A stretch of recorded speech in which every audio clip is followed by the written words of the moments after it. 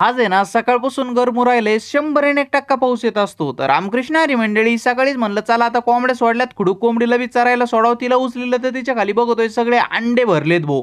तिने आज परत एक अंड फोडलं आणि सगळं धिंगाणाच केलाय. आता तेच अंडे धुतं धुतं मला कळलं की बाबा येतंय ना सगळ्या अंड्याला टच पडलेत. एक सुद्धा अंड कामाचं नाहीये. मला आहे ना आता हे अंडे चेंज करून दुसरे अंडे ठेवावं लागणार आहे. त्याच्यामुळे म्हणलं आता घरचे नाही बरं का.